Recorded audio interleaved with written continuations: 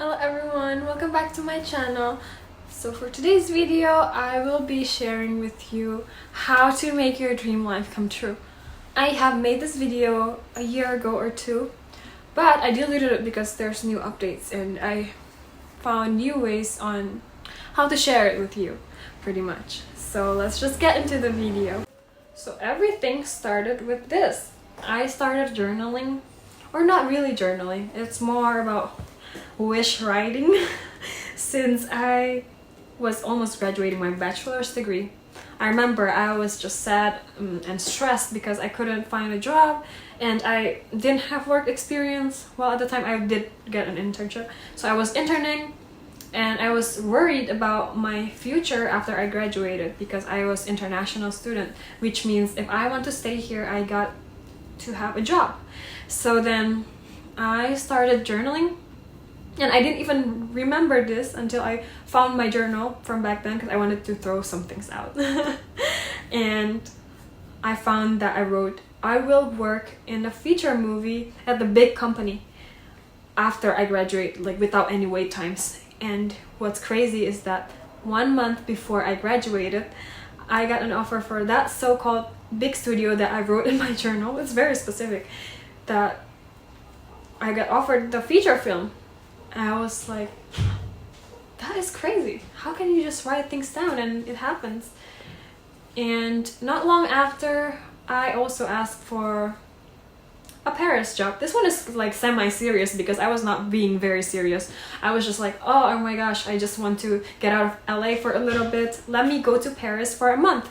Let me go somewhere for a month. I said Paris and I wrote it down. And not long after, well, this one took a long time because it took me 3 months or 4 months before I got the offer to move to Paris out of nowhere. So then I was so shocked. My friends were shocked as well. They were like, oh my gosh, you better be careful what you wish for. And that is how I know never write bad things down in journals. I know some people like to journal their feelings out. I used to do that. I used to write, oh, I'm really sad today. I wish I have this. How come I never get anything in my life? And now I'm very careful with these things because every time I write things down, it seems to happen to me. Good things happen to me. I don't remember the bad things because I try not to keep track about it. And I'm not the type of person who will remember sad things. It's not for me. Here's an example that I have a successful friend. She's really good at her field. She got the job and everything that she could want. But somehow she told me, oh my gosh, bad things keep happening in my life. Bad things keep happening, blah, blah, blah. And I was like, well, can you not say that? Because look at your life. You are well off. You are doing amazing things and everything. And I want you to be saying, oh my gosh, thank you that I have all these things. Maybe like, let's see if your life changes.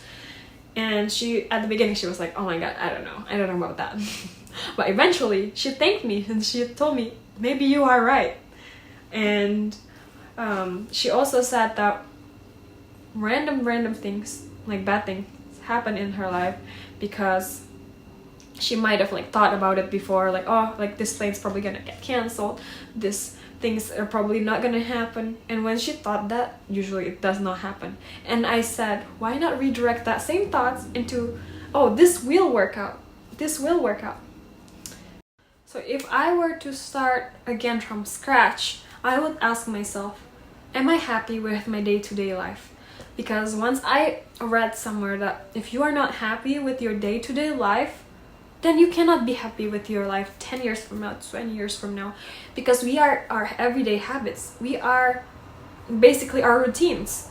And so if we don't like our routine, something has to change. We have to make it work. Because true successful people have routines.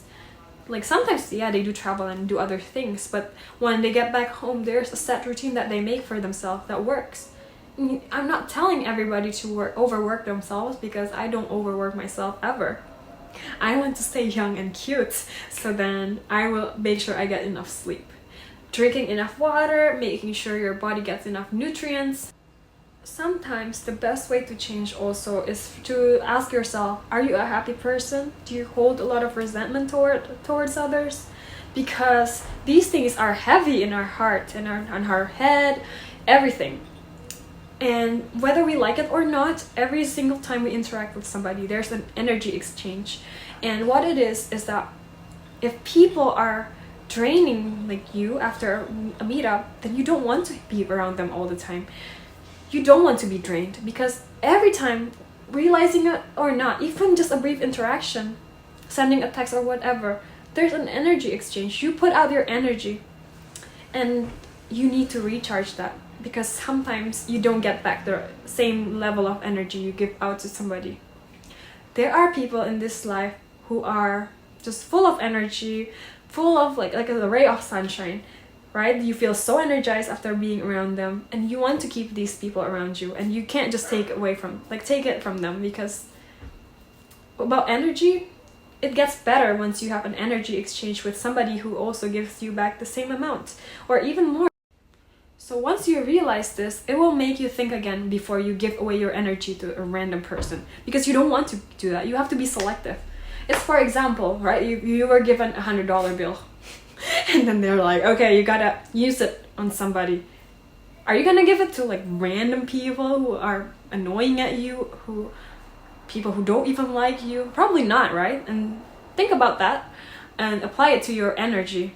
Don't just give it away. You don't have to always argue with people. You don't always have to prove yourself right, because some people in their head, they already want to prove to you that they're right. So just walk away. These things don't need to happen. All you can care about is your own life and water your own garden pretty much, and you'll watch it grow so much, so green, and you don't even need to look at other people's stuff. You just know you love your little garden. You know, they say that if you can only see how other people truly see you, you'll be doing more things than what you are doing right now, because a lot of people can see your potential without even you realizing it. And for me, I felt like other people have realized my potential and was trying to keep it like secluded, or I don't know, just keep it to themselves for a little bit more.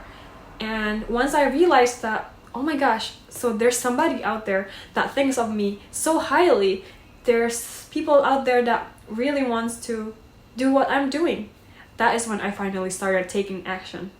And if you look at your life right now, maybe you already have what it takes to be successful. You already have what it takes to do all these great things that you want in this life. You just have to put yourself out there. Sometimes that is the case. If you don't like the person you are right now, that's okay. That's okay. We can create a new person, a new persona, a new reality in which this person that you want to be are doing all these things that you want to do. Just think about it like, oh, like this is another person, and let's act as that person today. Let's act as this person who is productive. Let's act as this person who loves to give to people, loves to do all these great things, loves to work out. And let's watch what happens to our life once we do that. Because sometimes it takes like some random small changes in your head for us to get to do things.